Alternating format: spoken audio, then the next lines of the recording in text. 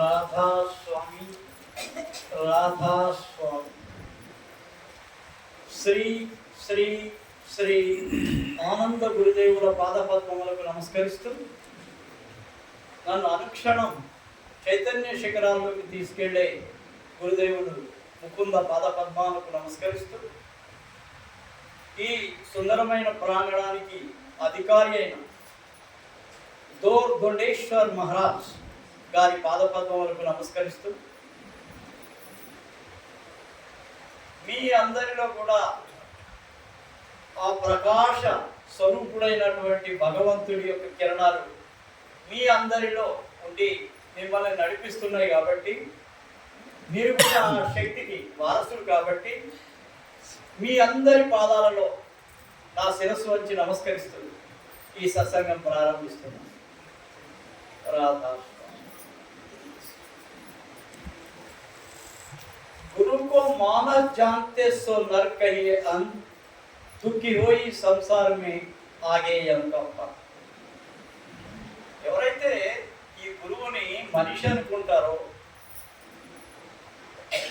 గురువుని మనిషిగా ఊహించుకుని ఉంటుంటారో వాళ్ళు అందురు, వాళ్ళు గుడ్డివాడు.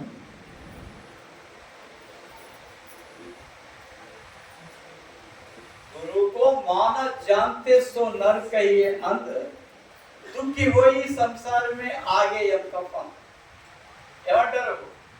ఒకవేళ మీరు గురువుని కనుక అర్థం చేసుకోకుండా, గురు స్వరూపాన్ని అర్థం చేసుకోకుండా, గురులో ఉండే శబ్ద ప్రకాశాలని జ్ఞానాన్ని అర్థం చేసుకోకుండా కేవలం గుడ్డిగా ఇతను ఒక మనిషేలే, మనతోటే ఉంటున్నాడు, మనతోటే తింటున్నాడు, మనతోటే ప్రయాణం చేస్తున్నాడు, అందరిలాగానే కదా ఈయన మనిషే కదా అనుకుంటే అక్కడ ఎప్పుడు రెడీగా ఉన్నాడు మిమ్మల్ని పట్టుకెళ్ళాలి. గురువు అంటే జ్ఞానము, వివేకము, శబ్దము, ప్రకాశం. గురువు యొక్క స్వరూపం ఏంటి? గురువు యొక్క స్వరూపము ఈ ఆకారం ధరించి ఉంటాడు, నిజమే, మానవాకారంలోనే ఉంటాడు గురువు. లేకపోతే అదే విష్ణువు కనుక ఇక్కడ కనుక ప్రత్యక్షమయ్యాడు అనుకో, శివుడు కనుక డమ్మరు కొడుతూ అదే స్థితిలో కనపడితే వీళ్ళంతా పరారైపోతారు, ఎక్కడుంటారు, ఇదేంది ఇట్లా ఉంది అంత. అందుకని ఏం చేస్తాడంటే భగవంతుడు మానవుడి రూపంలోనే వస్తాడు. మానవుడి రూపంలోనే ఏ గురువు వచ్చినా మానవుడి రూపంలోనే వచ్చి ఎంతో మందిని సంస్కరించి వెళ్ళిపోతూ ఉంటారు. ఈ భూమి మీద రావడానికి గురువుకు ఒక ప్రణాళిక ఉంటుంది, ఒక ప్రణాళిక ఉంటుంది. అందరినీ తరించడానికి గురువేం రాడు. యేసు వచ్చినా, రాముడు వచ్చినా, కృష్ణుడు వచ్చినా మొత్తం ప్రపంచంలో ఉన్నంత చెడునంతా తీసేయలేరు ఎవరు కూడా. There are two polars, bad and good. ఏముంటాయి నవనీత? రెండు పోలారిటీస్ ఉంటాయి, ఇటు మంచి ఉంటుంది, ఇటు చెడు ఉంటుంది. ఈ రెండింటిని బ్యాలెన్స్ చేయాలి. మరి భగవంతుడు అలా ఏం చేస్తాడు? ఈ రెండింటిని బ్యాలెన్స్ చేస్తాడు. ఏది ఎక్కువ కాకూడదు, ఏది తక్కువ కాకూడదు. ఎక్కువైందనుకో దాన్ని కంట్రోల్ చేయడానికి వస్తాడు, చెడుని కంట్రోల్ చేయడానికి. కృష్ణుడు అంటాడు కదా, నేను ప్రతి యుగంలో కూడా ఎందుకు వస్తాను అని అంటే మంచి వాళ్ళని రక్షించడానికి, చెడు వాళ్ళని శిక్షించడానికి, చెడు లక్షణాలు ఉన్నటువంటి వాళ్ళని శిక్షించడానికి వస్తాను అంటాడు. అంటే దాని అర్థమైంది, భగవంతుడు ఎప్పుడు కూడా ఈ తాను సృష్టించినటువంటి ప్రకృతిని ఏం చేస్తాడు? ఒక స్థిరమైనటువంటి స్థితిలో అటు మంచి చెడు రెండింటిని కూడా బ్యాలెన్స్ చేస్తూ ఒక స్థాయిలో ఉంచడానికి ప్రయత్నం చేస్తాడు. ఒకవేళ అతివృష్టి జరిగిందనుకో ఏమవుతుంది? అన్ని కొట్టుకుపోతాయి, సముద్రాలు పొంగుతాయి, మొత్తం అక్కడ ఉన్నటువంటి ఏరియా అంతా కూడా మునిగిపోతుంది. లేదు, విపరీతమైన వర్షాలు పడతాయి, అతివృష్టి అవుతుంది. అట్లా కాకుండా ఒకవైపు అనావృష్టి ఉందనుకోండి, ఎడారులు మనం చూస్తాం కదా, ఎన్ని ఎడారులు ఉన్నాయి, అన్నింటిలో కూడా ఒక చుక్క నీళ్ళు పడదు. అక్కడంతా చాలా కష్టంగా బతుకుతుంటారు. ఎడారులు ఇసుకే ఉంటుంది, కొన్ని లక్షల మైళ్ళ వరకు ఇసుకనే ఉంటుంది. సహారా ఎడారి కానీ, థార్ కానీ ఇట్లాంటి పెద్ద పెద్ద ఎడారి, వాటిల్లో ఎట్లా ఉంటుంది అంటే మొత్తం ఇసుకనే ఉంటుంది, అక్కడ పంటలు పండవు, ఏముండవు. ఇదేమన్నా వర్షం లేనటువంటి స్థితి. అక్కడేమన్నా పూర్తిగా తీర ప్రాంతంలో బాగా విపరీతమైనటువంటి వర్షాలు ఉంటాయి. అతివృష్టి ఉంది, అనావృష్టి. మరి అతివృష్టి అనావృష్టి కాకుండా భగవంతుడు బ్యాలెన్స్ చేస్తూ ఉంటాడు. అంత మునిగిపోతే ఎట్లా, అంత ఇసుకైతే ఎట్లా? మరి మైదాన ప్రాంతం కూడా కావాలి కదా, పంటలు కూడా పండించుకోవాలి కదా, మనుషులు బ్రతకాలి కదా, జీవనం చెయ్యాలి కదా. ఇవన్నిటిని కూడా భగవంతుడి సృష్టిలో అన్నీ ఉన్నాయి. అన్నిటిని ఎట్లా బ్యాలెన్స్ చేయాలో ఆ విధంగానే ఆయన బ్యాలెన్స్ చేస్తాడు. ఒకసారి రామకృష్ణ పరమహంస దగ్గరికి ఒక శిష్యుడు వచ్చాడు. ఆయన ఏమన్నా అంటే, ఒక అతను విపరీతంగా రామకృష్ణ పరమహంసం తిడుతున్నాడు, గురు దూషణ చేస్తున్నాడు. సామాన్యుడు వాళ్ళకి ఏం తెలుసు, పాపం అమాయకుడు కదా, వాడి గురువు అంటే తెలియదు, జ్ఞానం అంటే తెలియదు, ఆయన శక్తి అంటే ఏం తెలియదు, ఏమీ లేదు. ఏదో కళ్ళు మూసుకుంటాడు, ఈయన వల్ల ఏం సమాజానికి లాభము అది ఇది అనుకొని ఆయన ఇష్టం వచ్చినట్టు తిట్టాడు. తిడితే ఆ శిష్యుడు ఏం చేశాడు, రామకృష్ణ పరమహంస దగ్గరికి వచ్చి చెప్పాడు, మహారాజ్ ఇదిగో చూడు, నిన్ను అనేకంగా తిడతా ఉన్నారు, ఇట్లా ఉన్నారు అట్లా ఉన్నారు అని అన్నా. అయ్యా అట్లా తిట్టేటప్పుడు నువ్వేం చేసినావు? నువ్వు గురువుని కాపాడుకోవాలా లేదా? నీ గురువుని ఇష్టం వచ్చినట్టు తిట్టినప్పుడు నువ్వు దానికి బ్రేక్ వేయాలి కదా, అని మాటలకు సమాధానం చెప్పాలి కదా. మరి ఎందుకు సైలెంట్గా ఉన్నావు నువ్వు? సరే, అది అట్లా అయిపోయింది. ఇంకొకసారి ఏం చేశాడు, ఒక శిష్యుడు రామకృష్ణ పరమహంసతోటి, మళ్ళా ఇది కూడా ఒక శిష్యుడు ఇట్లనే కనుక గురువుని తిడతా ఉంటే వచ్చి మళ్ళా రామకృష్ణ పరమహంసకు చెప్పాడు. అప్పుడు అన్నాడు రామకృష్ణ పరమహంస, నువ్వు ఒక పడవలో ప్రయాణం చేస్తున్నావు, ఒక్కొక్క బొట్టు నీళ్లు లోపలికి కనుక వస్తుంటే రంధ్రం కనుక పడి లోపలికి వస్తే ఈ పడవ ఏమైపోతుంది? మునిగిపోతుంది. అవునా? మునిగిపోతుంది కదా. నువ్వు కూడా కనుక చెడు మాటలు విన్నావంటే అట్లనే మునిగిపోతావు. ఏమన్నాడు? నువ్వు కూడా ఆ చెడు మాటలు విని వాడు చెప్పింది కనుక ఆచరిస్తూ నువ్వు కూడా నమ్మి అదే స్థితిలో కనుక ఉన్నావంటే నువ్వు కూడా పడవతో పాటు మునిగిపోతావు. కాబట్టి నీతో నీదే, నేను నీకు ఆశీర్వాదం ఇచ్చాను, నీకు రోజు కూడా ఉపదేశం ఇస్తున్నాను కూర్చొని, నువ్వు దాన్ని ఆచరించు. వారి మాటలు వాడికే పోతాయి నీకు దగ్గర. గౌతమ బుద్ధుడి దగ్గరకు ఒకసారి ఇట్లనే ఆయన భిక్షాటన చేసేది, వీళ్ళంతా బౌద్ధులంతా కూడా భిక్షాటన చేస్తారు, బౌద్ధ భిక్షువులు అంటారు. ఆ బౌద్ధ భిక్షువులు ఏం చేస్తారంటే, ఒకళ్ళ ఇంటి ముందుకు పోయి వాళ్ళు భిక్షాందేహి అని అంటుంటారు. అనంగలోనే వాళ్ళు వచ్చి కొద్దిగా ఆహారం వేస్తే ఆ ఆహారంతో వాళ్ళు బతకాలి, ఇది రూల్. కానీ ఒక ఆమె ఏం చేసిందంటే, అసలు నువ్వు ఇంత బాగున్నావు, కాళ్ళు చేతులు అన్నీ బాగానే ఉన్నాయి, నువ్వు ఎందుకు అడుపుతుంటున్నావు? మీ గురువుకు బుద్ధి లేదా, నీకు బుద్ధి లేదా అన్న. ఏమంది? మీ గురువుకు బుద్ధి లేదా, నీకు బుద్ధి లేదా, ఎందుకు ఇట్లా మీరు అని చెప్పారు. అది తీసుకొచ్చి గౌతమ బుద్ధుడుకి చెప్పాడు ఆ శిష్యుడు. సరే సరే, నువ్వు పోయినావు, నీకు అట్లా అంది కదా, నేను పోతాయి. నేను పోయి ఆమె దగ్గరకు పోయి భిక్షాయిందేహి అంట. ఆమె ఎన్ని తిట్లు తిట్టా నేను భరిస్తా, సరే రాని చూద్దాం అని చెప్పి మళ్ళా ఈయన కూడా పోయాడు. ఈయనకి అయ్యే తిట్లు పడ్డాయి మళ్ళా. అంతే కదా ప్రపంచం. ఏం చేస్తారు అర్థం చేసుకోనప్పుడు, గురువు అంత గొప్ప గురువు అయినా వాళ్ళకి అర్థం కానప్పుడు వాళ్ళు ఏం చేస్తారు, వ్యంగ్యంగా మాట్లాడతారు. ఎన్నో ఏంటంటే మనసు అంటే మనం వినలేనటువంటి చెవులతోటి వినలేనటువంటి చెడ్డ చెడ్డ మాటలు మాట్లాడుతూ ఉంటారు. అప్పుడు అన్నాడు, ఆమె భిక్ష తీసుకొని హస్తానికి వచ్చింది కానీ తిడతానే ఉంది, వేయకుండా. అయితే ఆమెను ఒక ప్రశ్న వేశాడు ఆయన గౌతమ బుద్ధుడు. ఏమన్నా అంటే, అమ్మా నువ్వు ఇన్ని తిట్లు తిట్టావు కదా, నేను వాటిని ఏటిని కూడా స్వీకరించలేదు, నువ్వు తెచ్చిన భిక్ష కూడా నాకు అవసరం లేదు, ఇప్పుడు ఈ భిక్ష ఎవరిది అవుతుంది? అవునిత వింటున్నావా? ఇప్పుడు నువ్వు వెయ్యబోయేటువంటి భిక్షను నేను స్వీకరించట్లేదు, మరి ఈ స్వీకరించినటువంటి భిక్ష ఇప్పుడు నీదైతుందా నాదైతుందా?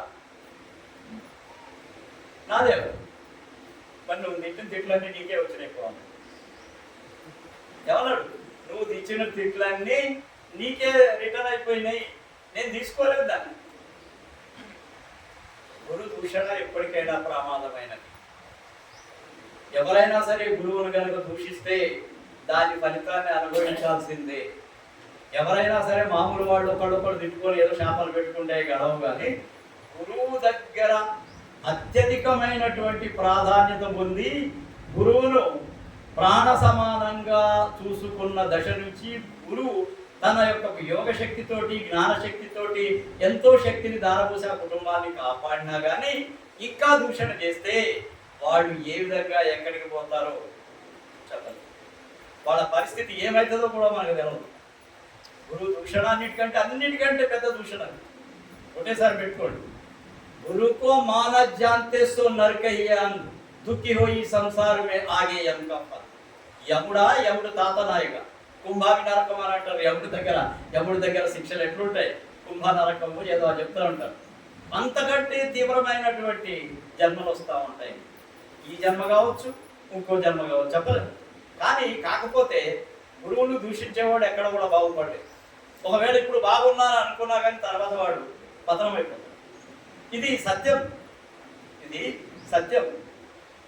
గురువును దూషించేవాళ్ళు ఎప్పటికీ కూడా ముందుకు పోలేరు. ఆధ్యాత్మికంగా కానీ, మానసికంగా కానీ, సమాజపరంగా కానీ ఎక్కడ కూడా వాడు ముందుకు పోలేరు. ఒకసారి ఆనందరావు మహారాజ్ మాకు ఒక కథ వినిపిస్తుంది. నిజామాబాద్లో జలాలుద్దీన్ అనే ఒక వకీలు ఉన్నాడు. వాళ్ళ నాయన లెటర్స్ రాసేది అక్కడ పోస్ట్ ఆఫీస్ దగ్గర కూర్చొని ఉర్దూలో. ఆ రోజుల్లో ఎప్పుడు దగ్గర 1925 ఆ ప్రాంతంలో, 1925 సంవత్సరం ఆ ప్రాంతంలో. అప్పుడు ఏం చేస్తుండే, ఆయన లెటర్స్ రాసి ఒక్కొక్కరి దగ్గర ఏకణ 3 పైసలు 6 పైసలు ఇట్లా ఏమో ఉంటుండే. మహారాజ్ చెప్తుండే మంచిగా. అవి తీసుకొని వాళ్ళకి లెటర్స్ రాసేది. అప్పుడు ఆ ఎడ్యుకేషన్ లేదు కదా, చదువు లేదు కదా. వాళ్ళు పోయి ఒక లెటర్ రాయమంటే ఆ అడ్రస్ అదంతా చెప్తే వాడు చెప్పినట్టు ఆయన లెటర్ రాసి ఇస్తుండే. అది ఉర్దూ కాదు. అయితే ఇట్లా ఆయన ఎంతో కష్టపడి మొత్తం కూడా తన శ్రమని ఇచ్చేస్తే ఒక కొడుక్కి లాయర్గా తయారు చేశాడు. ఆయన లాయర్ చదువు చదివించాడు. ఆయన గొప్ప లాయర్ అండి. నిజామాబాద్లో జలాలుద్దీన్ గొప్ప లాయర్ అని అంటే మొత్తం ఆయన ఇంటికి కలెక్టర్లు, సూపరింటెండెంట్ ఆఫ్ పోలీసులు, ఎస్పీలు, తర్వాత జడ్జిలు అందరూ వచ్చేది. ఆయన ఒక పార్టీ చేస్తే అంత పెద్దవాళ్ళందరూ కూడా ఆయన ఇంటికి వచ్చేది. ఒకసారి ఏం జరిగిందంటే, ఆయన పెద్ద ఇల్లు కట్టాడు జలాలుద్దీన్. ఆయన ఏం చేశాడంటే అందరినీ ఆహ్వానించాడు. ఆ కలెక్టర్ని, ఎస్పీని, అక్కడ జడ్జిని, అక్కడ ఉండేటువంటి పుర ప్రముఖుల్లో పెద్ద పెద్ద పదవులు ఉన్న వాళ్ళని అందరినీ పిలిచాడు. అయితే ఆ ఇంటికి వచ్చారు. అంతా కూడా అన్ని తయారు చేస్తున్నారు.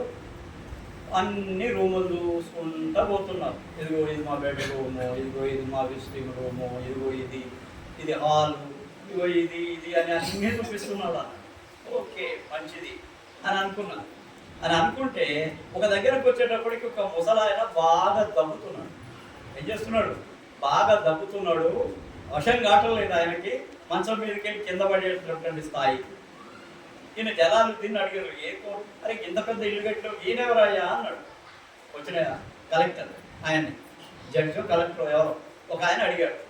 అడిగితే ఆయన ఏమన్నా అంటే, ఆయన మా కొడుకుగాడు, ఈజ్ మై సర్వెంట్. అర్థమవుతుంది కదా, ఆయన మా ఇంట్లో పనిచేసేటువంటి కొడుకుగాడు అని చెప్పి ఆయన వినబడేటట్టే అన్నాడు. ఎవరు? జలాలుద్దీన్. ఎవరిని అన్నాడు? వాళ్ళ తండ్రిని అన్నాడు. వాళ్ళ తండ్రి ఎవరు? మామూలుగా వీడిని చదువు చదివిపించి అందరూ ఎక్కించిన వాడిని ఎల్ఎల్బి చేయించి లాయర్లు చేసి పెద్ద పలుకుబడి ఉన్నటువంటి లాయర్గా తీర్చిదిద్దినటువంటి తండ్రిని వాడు ఏమన్నాడు? వాడు కొడుకువాడు. వెంటనే జలాలుద్దీన్ ముందే ఆ తండ్రి అట్లనే దబ్బుకుంటూ ఒకటే మాట అన్నాడు. పెళ్ళాన్ని పిలిచాడు, బేగం ఆజా అన్నాడు. ఆ బేగం వచ్చేసి, చలో 1 మినిట్ మీద టైం కన్నా, ఒక్క నిమిషం కూడా ఇక్కడ ఆగేది లేదు. చలో హమ్ చలి జాయేంగే బాహర్, హమ్ నయా నాయే ఘర్ మే. ఏమన్నాడు?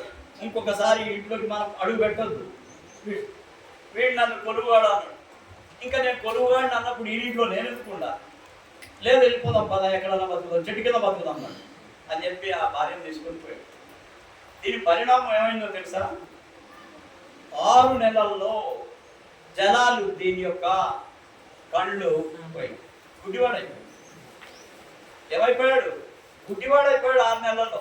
ఎక్కడ పోయినా కానీ దగ్గర, ఎక్కడ పోయినా కానీ. ఇప్పుడంటే క్యాటరాక్ట్ ఆపరేషన్స్, చాలా రకాల సైన్స్ డెవలప్ అయింది.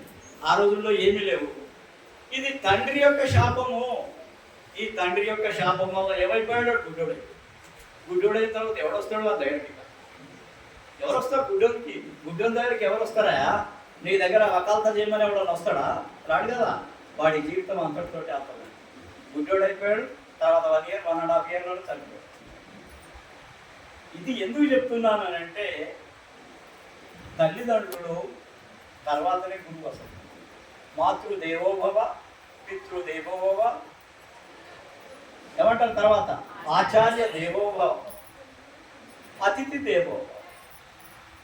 దీంట్లో గురువు 3వ స్థానంలో ఉన్నాడు. ఆచార్యుడు అంటే గురువు. గురువు 3వ స్థానంలో ఉన్నాడు.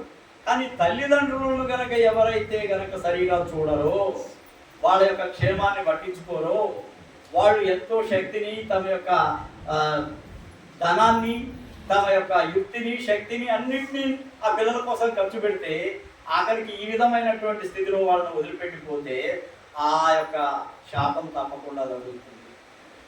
గురువు శాపం తప్పదు, తల్లిదండ్రుల శాపం తప్పదు. ఎవరైనా సరే ఒక మహాత్ముడు కనుక అటు పోతూ ఉంటే ఆయన్ని దూషణ చేసినా ఆ దూషణ తప్ప, దూషణ శిక్ష తప్పదు. అనుకుంటాం మనం, ఏమైతే ఏం కాదు, ఇప్పుడు ఏం కాదు, మంచిగానే ఉంటుంది. కానీ రాను రాను రాను వాళ్ళ జీవితాలు పతనం అయిపోతాయి. పతనం కావడానికి వాళ్ళే కొని తెచ్చుకున్నారు అనమాట. అక్కడ పతనాన్ని ఎవరో మనల్ని ఊదిలో పడేయరు. నువ్వే పోయి కళ్ళు కనపడక అహంకారంతో నాదే నేనే గొప్ప అనుకొని ఆ ఊతిలో పడతావు, నిన్ను ఎవరు తీయలేడు. ఆ ఊతి అంత లోతైన ఊతిలో పట్టుకోకూడదు. అందుకనే చాలా జాగ్రత్తగా ఉండాలి. గురువు को मानस जानते सो नर कहिए हम दुखी होई संसार में आगे का फल. ఇక్కడ గురువు అంటే కేవలం ఏదో మాటలు చెప్పి పోయే గురువు కాదు. సదానా దేకో ఏదో మాటలు చెప్పి అయిపోయింది ఇవాళ, ఇవాళకి అయిపోయింది సత్సంగం అని పోయేటోడు గురువు కాదయ్యా. గురువు అంటే ఎవరంటే నీ యొక్క బాధలు విని, నేను ఆనందరావు మహారాజ్ యొక్క సంగతి చెప్తున్నా. ఆయన ఎంత గొప్పవాడంటే అసలు చాలా అంటే చాలా గొప్పవాడు. నిజం చెప్పాలంటే ఆయన మనం ఎవరితోటి పోల్చలేము. ఆయన ఎంత బీదవాళ్ళ ఇంటికి పోతుండనంటే పోయి ఆరాధన చేస్తుండారు. అతి బీదవాళ్ళ దగ్గర మహారాజుకు ఒక ప్రేమ ఉంటుండే బీదవాళ్ళు అంటే. అరే వీళ్ళ జీవితం బాగుపడాలా, వీళ్ళు మంచిగా అయిపోవాలా. వాడేందా కోటీశ్వరుడు ఉన్నాడు, మన ఇంటికి పోతే మనకేమొస్తుంది? ఇగో ఈ పేదోళ్ళ ఇంటికి పోయి వాళ్ళ ఇంట్లో ఆరాధన చేసి వాళ్ళకి ఆశీర్వాదం ఇవ్వాలి. మహారాజు యొక్క ప్రణాళిక. తర్వాత సత్సంగం అయిపోయిన తర్వాత కూడా మహారాజు ఒక మాట చెప్తున్నాడు, అయ్యా మీ బాధలు ఏమన్నా ఉంటే ఇక్కడ చెప్పండి, మాకు సాధ్యమైనంత వరకు మేము ఆశీర్వాదం ఇస్తాం. ఈ ఆశీర్వాదం ఇచ్చేటువంటి పరిస్థితి ఈరోజు ఏ ఆశ్రమంలో కనపట్టలేదు. సత్సంగం అయిపోయిన తర్వాత కనీసం అంటే ఆయన 1 గంట అక్కడ కూర్చొని ప్రసాదం పంచిన తర్వాత కూడా ఎవరన్నా బాధతో వస్తే వాళ్ళ బాధనంతా వింటుండే, ఎంత ఓపికగా వింటుండే మహారాజ్. అంత ఓపికగా విన్న తర్వాత వాళ్ళకు ఆశీర్వాదం చేసి, వాళ్ళకి ప్రసాదం ఇచ్చి ఆశీర్వాదం చేసి, వాళ్ళకి ధైర్యం ఇచ్చి వాళ్ళ జీవనాన్ని బాగు చేస్తున్నారు. ఇది సత్సంగం అంట. నేను ఎవరికైనా మాటలు చెప్పి ఆశీర్వాదం ఇచ్చేసి ప్రసాదం పనిచేసి వెళ్ళిపోతే దానివల్ల లాభం లేదు. ఏం కావాలి? గురువు అన్నవాడు తన దగ్గరికి వచ్చిన వాళ్లకు అందరికి కూడా ఆశీర్వాదం ఇచ్చి వాళ్ళ యొక్క బాధల్ని కూడా వాళ్ళ బాధలు పోయేటట్టుగా ఆశీర్వాదం ఇచ్చేవాడే గురువయ్యా, అందరు కాదు. సదానా ఆయా గయా క్యా లాభ హై. అరే నీకున్నదయా బాధ, మొత్తం చెప్తావు, గురువుకి వచ్చి చెప్పుకుంటావు. చెప్పుకున్నప్పుడు ఈయన ఆరుస్తాడా తీరుస్తాడా అది వేరే సంగతి. ఆశీర్వాదం అయితే ఇస్తాడు, నీ బాధలు అయితే వింటాడు కదా. నీ బాధ విని నీకు సలహా ఇస్తాడు, అయ్యా ఇది చెయ్యి అంటాడు. నువ్వు బీదరికంతో ఉన్నావు అనుకో, మహారాజ్ చెప్తున్నా ఆనందరావు మహారాజ్, అరే రోజు రోజు నీకేం లేకపోయినా కానీ 1 కిలో చక్కెర కొడు అన్నావా, 1 కిలో చక్కెర కొడు. రోజు ఏం చేయాలా? కొద్దిగా చీమలకి లేకపోతే ఏదన్నా ఒక పక్షులకి. ఇది కూడా మీ యొక్క దరిద్రాన్ని తీరుస్తుందంట. అన్ని సత్యాలే ఆయన చెప్పేటి, ఒక్కటి కూడా ఆయన చెప్పింది అసత్యం కాదు. బీదవాళ్ళు ఎప్పుడైతే వాళ్ళు దానం చేస్తారు. దానం అంటే డబ్బులు దానమే కాదు. మేమేమంటున్నా, రూపాయి చక్కెర తీసుకొని 10 రోజులు ఆ చీమలకో లేకపోతే అక్కడ పక్షులకో పెట్టండి, 5 మీకు ఆశీర్వాదం ఇస్తాయి. ఎందుకు అవి ఆశీర్వాదం ఇస్తాయి? వాటికి మనుషులకి మాటలు వస్తాయా మనుషులు లెక్క అంటే అది కాదు. వాటిలో కూడా ఆత్మ, భగవంతుడు వాటిలో కూడా ఒక ఆత్మ పెట్టాడు. అవి సంతోషపడితే నీ యొక్క ఫలితం, నీకు ఆ ఫలితం వస్తుంది. ప్రతి జీవిలో కూడా ఆత్మ ఉంది. నువ్వు గనక ఏ జీవిని సంతృప్తి పరిచినా, కంప్లీట్గా సంతృప్తి పరిచినా కానీ నీకు ఆ ఫలితం వస్తుంది. ఒకసారి ఏం జరిగిందంటే, ఒక ఆయన ఒక బ్రాహ్మణుడు ఆ బ్రాహ్మణుడు ఏం చేసిండంటే, ఆ భార్య చెప్తుంది, అయ్యా నువ్వు ఇన్ని యజ్ఞాలు చేసినావు, ఎంతో యజ్ఞాల దగ్గర 100 యజ్ఞాలు చేసినావు, మనకు ఎదురుకు అయితే హోటల్ లేదు, మనం ఎప్పుడు కూడా ఇంకా అడుక్కునే పరిస్థితుల్లోనే ఉన్నాము. మరి ఈ యజ్ఞాల ఫలం ఇక్కడ ఉన్న రాజు గనక మనకి ఇస్తే, ఈ దేశం యొక్క రాజు కనుక యజ్ఞ ఫలం కనుక ఇస్తే మనకి ఆయన కొంత సొమ్మిస్తాడు, మనం బాగుపడుతుంది కుటుంబం అని అడుగుతుందా. రోజు 2-3 సార్లు చెప్పిన పాపం ఆయన మంచి బ్రాహ్మణుడు, ఆయన భగవంతుని తప్పక వేరేది ఏం లేదు ఆ సాయం. అయితే ఆ బ్రాహ్మణుడు ఏం చేసిండంటే, రాజు దగ్గరికి పోతాను, నువ్వు అన్నట్టే పోతాను అంటే ఆమె ఏం చేసిందంటే, ఒక 5 రొట్టెలు తయారు చేసి ఆమె భర్తకి ఇచ్చి, నువ్వు పోయేటప్పుడు ఆకలి అయితే తిను, మళ్ళీ చాలా దూరం ఉంది, 2 రోజులు పోవాలి, నువ్వు ఈ 5 రొట్టెలు నీకు ఇస్తున్నా, ఈ 5 రొట్టెలు నువ్వు తిని రాజు దగ్గరికి పోయి నీ యజ్ఞ ఫలం కొంత ఇచ్చేసి ఆయన నీకు ఏదైనా సహాయం చేస్తాడు, మనం బాగుపడతాం. అయితే ఆయన ఏం చేసిండంటే, ఫస్ట్ రోజు పోతూ ఉన్నాడు, సాయంత్రం అయిపోయింది. ఒక బావి దగ్గర ఆగాడు. ఒక బాయో లేకపోతే చలమో లేకపోతే ఒక నదో ఏదో అనుకోండి, అక్కడ వాటర్ ఉన్న చోట ఆగాడు. ఎందుకంటే తిన్న తర్వాత నీళ్లు తాగాలి కదా, అందుకని. అయితే అక్కడికి పోయిన తర్వాత ఏమైందంటే, ఆయన చేతులు కడుక్కొని వచ్చిండు, ఇక మూట అయిపోతున్నాడు. అంతట్లో ఒక కుక్క వచ్చింది. ఆ కుక్కతో పాటు ఇంకా దానికి ఒక 4 పిల్లలు అవి వచ్చినాయి అక్కడికి. అవి ఈయన ఎప్పుడైతే మూట ఇప్పుతామని అనుకున్నాడో అవి తోకాడేయటం మొదలు పెట్టేసి ఏం చేసాడు, అరే కుక్కలు బాగా ఆకలితో ఉన్నట్టున్నాయి, నకనకలాడుతున్నాయి అని చెప్పి ఒక రొట్టె వేసేసి ఆ ఒక రొట్టె తినాలి. ఇంకా అది ఆకలి దానికి సరిపోలే, దాని పిల్లలు చూస్తాము. మళ్ళా 2వ రొట్టె వేసాడు, రెండవ రొట్టె కూడా దానికి వేసాడు, అది తినేసాడు. మొత్తం 5 రొట్టెలు అయ్యే తినేసినాయి కుక్కలకి. ఏమన్నా ఆ 5 రొట్టెల్ని ఈయన తినాల్సింది కుక్కలకి దానం చేశాడు. ఈ కుక్కలు తినేసినాయి. ఆఖరికి 5 రొట్టెలు అయిపోయిన తర్వాత తోకోకుండా సైలెంట్గా వెళ్ళిపోయింది, చాలా తృప్తిగా ఆనందంగా వెళ్ళిపోయింది. సరే, ఈయన ఏం చేశాడు, ఖాళీ చేతులతోటి రాజు దగ్గర పోయి రాజా నేను 100 యజ్ఞాలు చేసిన, నా యొక్క 4 యజ్ఞాల ఫలం నీకు ఇచ్చేస్తాను, నాకేమన్నా ఆర్థిక సాయం లేదు, నా కుటుంబం బాగాలేదు అని అడుగు. అయితే సరే అట్లనా, సరే మంచిదయ్యా, నా రాజగురువు ఒక ఆయన ఉన్నాడు, ఆయన్ని అడుగుతా, రాజగురువుని నేను అడుగుతా, ఏ దానం చేసినా ఏదైనా. ఆ రోజుల్లో రాజగురువుని అడగంటే రాజులు ఏం పని చేసేవాడు కదా, వాళ్ళకి ఒక గురువు ఉండేవాడు, ఇలా రాజగురువు అంట. ఈ రాజగురువు ఏం చేసిండంటే, విన్నాడు మొత్తం. ఆయన కొద్దిగా లోపల దృష్టి ఉంది, ఆయన ఏముంది సాధన చేస్తాడు. ఆయన కూడా రాజగురువులు అంటే ఉరకనే ఉండదు, వాడు ధ్యానం శక్తి వాళ్ళలో ఉండదు. ఆయన యోగ దృష్టితో చూసాడు, ఓహో ఆయన చాలా గొప్పవాడు ఉన్నాడు, సరే అని చెప్పేసి వెంటనే రాజు దగ్గరికి వచ్చి, రాజా నేను ఒక ప్రశ్న అడుగుతాయి అంటూ, దాని ప్రకారం మనం దానం చేద్దాం, ఏం లేదు. సరే అడుగుదాం. ఏం లేదు, నిన్న వచ్చేటప్పుడు ఈయన ఒక పెద్ద యజ్ఞం చేసిండయా, ఆ యజ్ఞం యొక్క ఫలితం నువ్వు మహారాజుకి ఇచ్చేయా, ఈ రాజుకి ఇచ్చేయా. ఏమన్నాడు, నువ్వు వచ్చేటప్పుడు పెద్ద యజ్ఞం చేసినావు. నేను ఎప్పుడు యజ్ఞం లేదు, నువ్వు యజ్ఞం చేసినావు, నిన్న చేసినటువంటి యజ్ఞం ఏదైతే ఉందో దాని ఫలితము రాజుకి ఇచ్చేయి. నీకు ఏంది ఖజానా మొత్తం ఓపెన్ చేస్తావు, నువ్వు ఎంత నింపుకొని పో, మొత్తం నీదే, ఖజానా మొత్తం నీదే. కానీ నిన్న సాయంత్రం చేసినటువంటి యజ్ఞం ఏదైతే ఉందో దాని ఫలితాన్ని మాకు ఇచ్చేయాలి. ఈయన ఇంటర్నల్గా వెళ్ళిపోయాడు, ఈయన కూడా లోపలికి పోయాడు. ఓహో, అప్పుడు అన్నాడు, నేను ఆ యజ్ఞం ఫలితం అయితే ఇవ్వను, నా మొత్తం 100 యజ్ఞాల ఫలితం మీకు ఇచ్చేస్తా, ఎన్నడది మాత్రం ఇయ్యనన్నాడు. అతనికి అర్థమైపోయింది ఆ యజ్ఞం యొక్క ఫలితం ఏందో. మొత్తం ఖజానా తీసుకోమని వద్దంటున్నాడు కదా, ఇప్పుడు రాదన్నాడు. సరే సరే అట్లయితే మంచిది, నువ్వు ఆ యజ్ఞానికి నీ యజ్ఞం యొక్క 4 యజ్ఞాల ఫలితం మాకు ఇచ్చి కొంత మీకు దాన సహాయం చేస్తాం, తీసుకొని పోమా. అంటే ఇక్కడ అర్థం చేసుకోవాల్సింది ఏంటంటే ఆ కుక్కకు పెట్టినటువంటి 5 రొట్టెలు ఈ 100 యజ్ఞాల కంటే కూడా చాలా ఎక్కువ. అంటే ఆకలి కొనేవాడికి అన్నం పెట్టాలి, తినే ప్రేమ అనేవాడికి కాదా అన్నం పెట్టేది.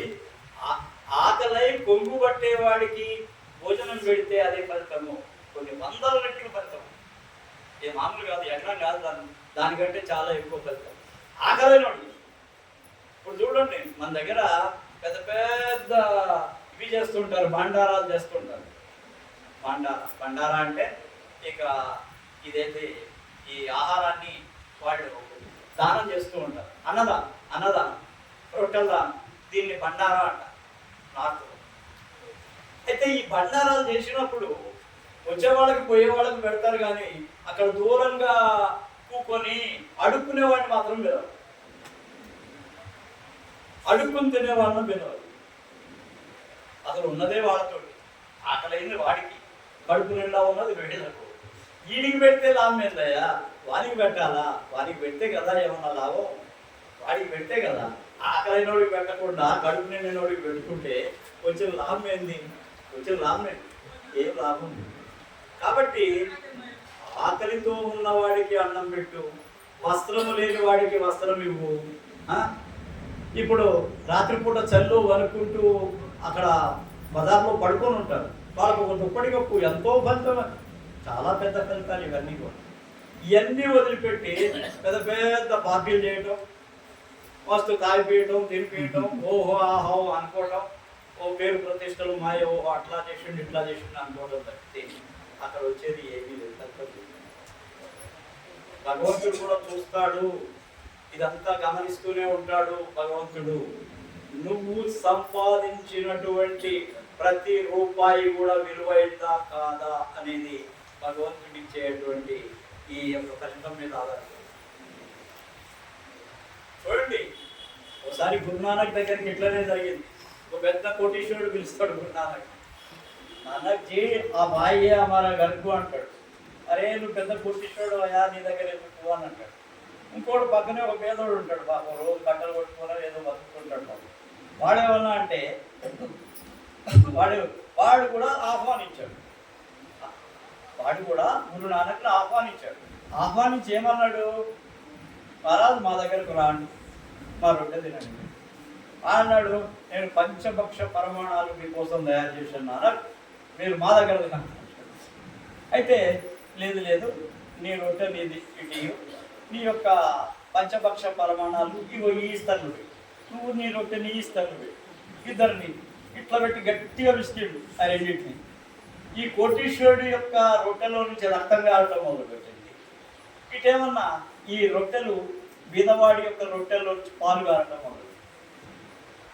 అప్పుడు అన్నాడు నాన్న, చూసినావా నువ్వు ఎంతమంది రక్తము ఒడిసి పట్టుకొని పిండి లాక్కొని ఇవన్నీ సంపాదించినవో, ఇదిగో అనుకుంటున్నావు చూడు, దీంట్లో రక్తం ఉంది నీ సంపాదనలో, ఈయన సంపాదనలో పాలు ఉన్నాయి, కాబట్టి నేను ఈయన రొట్టెనే తింటా, నేను తింటా. అంటే ఆ కమాకి కావు అనేది మన దాంట్లో పెద్ద సిద్ధాంతం. దేంట్లో రాధాస్వామి దాంట్లో, అయ్యా నువ్వు నీ అంతటి నువ్వే సంపాదించుకొని తిను, దాంట్లో నుంచి ₹1 దానం చేయి, చేతైతే చేయలేకపోవట్లేదు, నీ కుటుంబాన్ని అంతా కూడా క్షేమంగా చూడు, ఇంట్లో గొడవలు లేకుండా చూడు, ఇంటిలో శాంతి ఉండేటట్టు చూడు. శాంతి లేని ఇల్లు ఎప్పుడు బాగుపడదు, శాంతి ఉండాలి ఇంట్లో. ఇంట్లో శాంతి లేదంటే ఇక నా ఇల్లు కథమే, దాంట్లో ఎవరు రక్షించేవాళ్ళు లేరు. అక్కడ ఇంట్లో ఎప్పుడు కొట్లాట్లు ఉండకూడదు, ప్రశాంతంగా ఉండాలి ఇల్లు. నువ్వు రొట్టెతోటి తిన్నా సంతోషంగానే బతుకుతావు. పెద్ద పెద్ద కోటీశ్వరులు, నేను మాటలు చెప్పను, పేర్లు చెప్పను, నేను చూశాను. కొంతమంది పెళ్ళాం మీద మొగుడు చెప్తాడు, మొగుడు మీద పెళ్ళాం చెప్తుంది, ఇద్దరు విషం దాగి చేస్తా ఉంటారు. ఏంటిది? ఏంది ఇది? నీ డబ్బులు ఎందుకురా బాబు? నీ డబ్బులు నీకు సుఖాన్ని ఇస్తున్నాయా? ఏం లేదు. నువ్వు తినేదా జీర్ణమవుతుందా సరిగా? అది లేదు. ప్రధానికి నేను గొప్ప. ఏం గొప్ప? ఇంట్లోనేమన్నా నీకు శాంతి లేదు, ఇంట్లో పిల్లలతోటి పడదు, భార్యతోటి పడదు, ఎవరితో సమాజంలో మంచి లేదు. ఎందుకు నీకు బతుకు? ఎవరి కోసం బతుకు? ఇట్లాంటివి చాలా ఉన్నాయి. కానీ మనం గమనించాల్సింది ఏంటంటే, మొట్టమొదట నీ యొక్క గృహాన్ని శాంతియుతంగా ఉంచడానికి ప్రయత్నం. ఫస్ట్ ఇంట్లో ఏమంటుండే, ముందు ఇల్లు గెలపాయా, తర్వాత రచ్చగెలు అని మనోళ్ళు ఊరగట్ట కట్టలేయండి. ఎందుకు పెట్టారు? ముందు ఇంట్లో సరి చేసుకోవాయా, తర్వాత బయట గెలుతూ. కానీ ముందైతే ఇంట్లో సంసారం సరిగా చూడు. ఇంట్లో వాళ్ళకి అన్నం పెట్టకుండా బయట కూడా దానం చేస్తా అంట. ఎందుకోసం? అవసరమా? బయట దానాలు అవసరమా? ఇంట్లో నీ భార్య పిల్లల్ని పస్తుంచి నువ్వు ఎక్కడో అప్పులు చేసి కూడా దానాలు చేసి నేను దానం ఇచ్చినా అంటే దానం కాదు. దానం ఎట్లా చేయాలి అని అంటే, కేవలం నువ్వు కష్టపడి సంపాదించేటువంటి డబ్బుల్లో నుంచి 1 రూపాయి దానం చేసిన కోట్ల రూపాయలతో సమానము. భగవంతుడు ఎవరిని విడిచిపెట్టడు. మీరు అనుకుంటారేమో, జో కర్మ హై వో భోగ్నా పడేగా. ఒక తప్పు చేశావంటే శిక్ష అనుభవించాల్సిందే, తప్పదు. గాలి జనార్దన్ రెడ్డి అని ఆయన 14 కోట్లు పెట్టి ఒక కిరీటం చేపించాడు వెంకటేశ్వరుడు. ప్రమాణమైన కిరీటం. అర్థమైందా? 14 కోట్లు పెట్టి ఆయన ఆ యొక్క గొప్ప కిరీటాన్ని చేపిస్తే, ఆయన చేసినటువంటి దోపిడితో సంపాదించిన డబ్బులతోటి ఆ 14 కోట్ల కిరీటం భగవంతుడికి ఇస్తే, భగవంతుడు ఆయన ఏం రక్షించలే. ఆఖరికి అతను చేసిన దోపిడీ విధానాలు తెలిసి గవర్నమెంట్ అరెస్ట్ చేసి జైల్లో పడేసి నీకు 14 కోట్లు తిరుపతి వెంకన్నకి ఇచ్చావు, మరి వెంకన్న రక్షించాడా? నిన్ను రక్షించడు. ఎందుకు రక్షిస్తాడు? నిన్ను నేను పెట్టమన్నా 14 కోట్లు? ఏం అవసరం నాకు? ఏం అవసరం లేదు నాకు. నిజాయితీకి 1 రూపాయి దానం చేయండి చాలు. నేనేం కమిషన్ దాన్ని కాదు. నీకు 14 కోట్లు ఇచ్చి నువ్వు దానం చేస్తే నీకు 140 కోట్లు ఇవ్వాలి. ఇదేమి బిజినెస్ అనుకుంటున్నావా? బిజినెస్ ఎప్పుడూ ఉండదు. మనోడు చాలా మంది అదే పొరపాటు చేస్తాడు. రిటైల్ స్వామికి భాగాలు పోస్తారు, మనోడు వాటాలు ఇస్తారు. మహారాజ్ భగవంతుడా, ఒకవేళ గనక నాకు ఈ లాటరీలో 10 కోట్ల రూపాయలు వస్తే 1 కోటి నీ యొక్క దేంట్లో వేస్తామంటారా? నీ హుడ్డీలో వేస్తామంటారు. భగవంతుడికి ఏమైనా డబ్బులు లేవా? భగవంతుడితో బిజినెస్ చేస్తారా? భగవంతుడు అంటే ఏమనుకుంటున్నారు? गुरु और भगवान दोनों का बीच में व्यत्यास नहीं है. గురు భగవంతుడు ఇద్దరిలో తేడా ఏం లేదు. ఆయన ఏమన్నా ప్రకాశ రూపంలో ఉండే సర్వ సృష్టి మొత్తానికి ఆక్రమించుకున్నటువంటి భగవంతుడు శబ్దస్వరూపుడు, ప్రకాశ రూపుడు భగవంతుడు. ఇక్కడేమన్నా గురువు అని ఆయన మనిషి రూపంలో ఉంటే లోపల ప్రకాశం శబ్దంతో లోపల ఉండేటువంటి వాడు ఈ గురువు. ఈ గురువులో కూడా అదే శక్తి ఉంది, ఆ భగవంతుల్లో కూడా అదే శక్తి ఉంది. అదేమన్నా విశ్వవ్యాప్తమై ఉంది, ఈయనేమన్నా తన శరీరంలో ఉంది గురువులో. అది తేడా. కాబట్టి గురువుకో మాన జాంతేస్తూ దుఃఖి హో ఈ సంసారమే ఆగేయం తప్ప. బాగా ఆలోచించుకోండి. నేను చెప్పినాయి ఏదో టూకీగా ఏదో మాటలు చెప్పిపోయేది గురువులం కాదు. మేమంతా ప్రాక్టికల్గా అనుభవించి చాలా వరకు ఏ బాధ ఉన్నా కానీ అవి విని వాళ్ళకి ఏదో ఆశీర్వాదం చేసి ఈరోజు వెళ్తున్నాం. ఇక్కడ అందరికీ కూడా మంచి జరగాలని, అందరికీ కూడా భగవంతుడి యొక్క శక్తిని లోపల మీరు ధ్యానం చేసి ఆ శక్తిని కనుగొనాలని మేము తాపత్రయపడుతున్నాం. ఇక్కడికి వచ్చేది వరకునే రావట్లే, ఏదో వస్తున్నాము, ఇక్కడికి వచ్చి ఏదో భోజనం చేస్తున్నాము, 10 మందికి ఏదో మాటలు చెప్పిపోయేది కాదు ఇది. ఒకటే గుర్తుపెడుతున్నా, మాటలతోటి ఏమీ రాదు. నీలో శక్తి ఉన్నప్పుడే నీ మాటలకు విలువ. నీలో శక్తి లేనప్పుడు, గురువులో శక్తి లేనప్పుడు ఆ మాటలకు విలువ లేదు. కాబట్టి ఇది బాగా గమనించుకోండి. గురువు చెప్పింది ఆచరించాలా? గురువు చెప్పింది 10 సార్లు ఏం చేయాలా? పునశ్చరణ చేయాలి. పునశ్చరణ అంటే లోపల అంతా కూడా ఏం చెప్పాడు దాన్ని మనం ప్రాక్టికల్గా ఆచరిస్తున్నామా లేదా, అనుసరిస్తున్నామా లేదా, గురువు మీద మనకు సంపూర్ణమైన విశ్వాసం ఉందా లేదా, గురువు మీద సంపూర్ణమైన ప్రేమ ఉన్నదా లేదా. ఈ విశ్వాసము ప్రేమనే మీకుండే కోరికలు నెరవేరుస్తాయి. గురువు కేవలం ఆశీర్వాదం ఇస్తాడు. మీకు విశ్వాసం లేకపోతే ఏ గురువు ఏం చేస్తాడు? ఏ గురువు ఏం చేయాలి? విశ్వాసమే మీకు ఉండేటువంటి సమస్యలకు పరిష్కారము. గురువుతోటి అనుసంధానం అన్నమాట. నేనేమంటాను మీకు, మీరు ప్రతిరోజు కూడా గురువును తలుచుకోండి. రోజు పొద్దున్నే లేచి ఒక 5 నిమిషాలు రాధాస్వామి చెప్పండి. ఎందుకంటే మేము రాధాస్వామి కాబట్టి, మేము రాధాస్వామి ధ్యాన యోగంలో ఉన్నాం కాబట్టి, సురత్ శక్తి యోగంలో ఉన్నాం కాబట్టి మేమేమంటాం? రాధాస్వామి అనమాట. లేదు మీరు రామ అనుకుంటారు అనుకో, రాముడి మీద భక్తుడు, రాముడి భక్తుడు, కృష్ణుడి భక్తుడు, యేసు భక్తుడు, అల్లా భక్తుడు, ఎవరైతే ఏమైంది? మీరు దాని మీదే పెట్టండి దృష్టి. కొంతమందిని చూస్తా, ఇవాళ రేపు ఇంకో రోజు ఇంకో గురువు. ఈ తిరుగుడే, గురువుల దగ్గర తిరుగుడే. మహారాజ్ అంట బాగా ఇదంట, ఎక్కడి నుంచి ఢిల్లీ నుంచి వచ్చిండంట, ఈ మహారాజ్ అక్కడి నుంచి తిరుపతి నుంచి వచ్చిండంట, ఇంకొక ఆయన మైసూరు నుంచి. అరే నువ్వు 10 మందిని పట్టుకుంటే ఏమొస్తుందయ్యా? ఒకే గురువుని పట్టుకో. ఏ గురువు అయినా సరే, ఏ దేవుడినైనా సరే, ఎవరినైనా ఒకళ్ళని పట్టుకో. ఒకళ్ళని పట్టుకుంటేనే నీకు ఏమవుతుంది? మీ సమస్యలు పరిష్కారం దొరుకుతుంది. ఒకడు బావి తోవాలని చూశాడు. ఓ రోజు ఒక 10 గజాలు తోగాడు. పడలే, 10 గజాలు ఏడపడతాయి. ఇంకో దగ్గర పోయాడు, అక్కడ 15 గజాలు తోగాడు. అక్కడ కూడా పడ్డాయి. ఇంకో దగ్గర పోయాడు, వాడు 20 గజాలు తోగాడు. అక్కడ పడ్డా. ఇప్పుడు ఎన్ని గజాలైనా మొత్తం క్యాలిక్యులేట్ చేయి. 40 గజాస్ ఇప్పుడు మొత్తం వాడు తోగినాయి. అదే ఒకటే దగ్గర తోగాడు అనుకో, ఆ 40 గజాలు నీళ్ళు అక్కడ పడవా? ఇదే మనం చేసే తప్పు. ఒక గురువుని పట్టుకొని అట్లనే చదువుతుండాలి. ఆ గురువు చెప్పిందే వినాలా, దాంట్లోకే పోవాలి. అయితేనే ఫలితం వస్తుంది. ఈరోజు ఆ గురువు, రేపు ఇంకో గురువు, ఎందుకు లాభమే ఉంది దాంట్లో? మీకు ఏ గురువు మీద విశ్వాసం లేకపోతే మీకు పనులు ఎట్లా అవుతాయి? మీకు శాంతి ఎక్కడ దొరుకుతుంది? మీకు ప్రేమ, ఆనందం ఎక్కడ దొరుకుతాయి? కాబట్టి ఏదన్నా ఒక గురువుని పట్టుకోండి, గట్టిగా పట్టుకోండి. వీతరాగ్ పురుష్ చెప్తుండ ఆనందరావు మహారాజ్ ఎప్పుడు ఒక మాట అనేది, వీతరాగ్ పురుష్ అన్ని వదిలిపెట్టినవాడు, దేని మీద ఆసక్తి లేనివాడు, డబ్బుల మీద ఆసక్తి లేనివాడు, ఎవరి మీద కూడా ఏదో ఆశించి వచ్చేటువంటి గురువు కానివాడు. ఏదంటే ఆయన ధైర్యమూతలకి ఏమైనా ఇస్తాడేమో. ఈ ఆశలో ఉండేటువంటి గురువులను ఆశ్రయించకండి అని చెప్తుండే ఆనందరావు మహారాజ్. ఎవరైతే వీతరాగ్ పురుష్ అన్ని వదిలేసి కేవలం భగవంతుని గురించి సర్వదా సర్వవేళలా ధ్యానం చేస్తుంటాడో ఆ గురువుని పట్టుకోండి. ఆ గురువుని పట్టుకుంటే మీకు ఫలితం వస్తుంది. వేరే వాళ్ళని ఆలమేరలు పట్టుకుంటే ఎలా? 2 నిమిషాలు 39.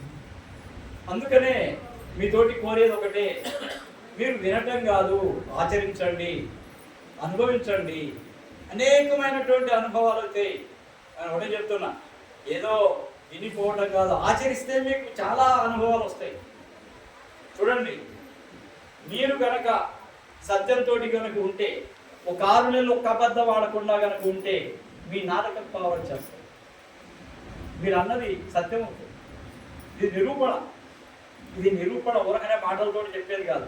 ఎప్పుడూ సత్యంతో ప్రయాణించేటువంటి వాళ్ళకు ఆ మాటకు శక్తి వస్తుంది. అది ఏమంటే అది అవుతుంది, అంటే మంచి చెడు కాదు. అయితే ఈ శక్తిని మనం పొందాలి అంటే మనం ప్రాక్టీస్ చేయాలి కదా. 6 నెలలు సత్యాన్ని మాట్లాడాలి కదా. మరి ఈ సత్యాన్ని మాట్లాడలేనప్పుడు ఏం లాభం? మారా సత్యం మాట్లాడమన్నాడు, అరే ఇవాళ ఇన్ని అబద్ధాలు కన్నా, ఇంతమందిని మోసం చేసిన, ఇంత ఇదయింది, అరే ఎట్లా ఫలించదు కదా. మహారాజ్ చెప్పింది ఆచరించి అనుభవించాలి. ఆయన చెప్పింది కరెక్టా కాదా అనేది టెస్టింగ్ పెట్టుకోండి. ఫకీర్ చంద్ మహారాజు దత్తాదయాల్ మహర్షి దగ్గరకు పోయి ఏడ్చేది, ఏడ్చి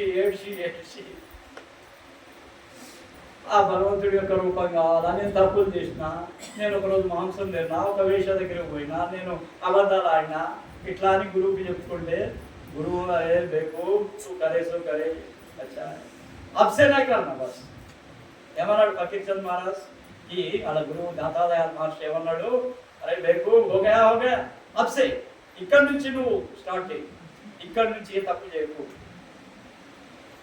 తప్పులు చేయకపోతేనే ఆయన గొప్ప సంతరిపోయాడు. ఉరకనైతారా సంతులు, ఉరకనైతారా మహాత్ములు. చాలా శక్తి, చాలా అవమానాలు, చాలా గొప్పతనాలు, ఎన్నో అనుభవాలు అవుతుంటాయి, ఎన్నో అవమానాలు జరుగుతుంటాయి. తెలియనోడు ఏమంటాడా సదానంద్, తెలియనోడు ఏమంటాడు ఈయన అని చెప్పి ఏదో పిచ్చి మాటలు మాట్లాడతాడు. మరి లోపలికి పోయి తెలుసుకున్నవాడే కదా నిజమైనటువంటి అరుగుడు మాట్లాడడానికి అర్హత ఎవరికి ఉంటుంది? లోపలికి పోయి ధ్యానం చేసి ధ్యాన శక్తిని ప్రదర్శించి లోపల చూసుకున్నటువంటి వాడికి ఈ గురువు శక్తి ఏందో తెలుస్తుంది. నువ్వు ఎడామేడా ఇష్టం వచ్చినట్టు మాట్లాడితే ఆ ఫలితం ఇప్పుడు చెప్పాను చూడు. గౌతమ్ బుద్ధుడు ఏమన్నాడు, నేను తీసుకోను, ఎవరిదైతుంది నీదే, ఇట్లనే ఉంటుంది కదా. కాబట్టి చాలా జాగ్రత్తగా మనం జీవనం చేయాలి.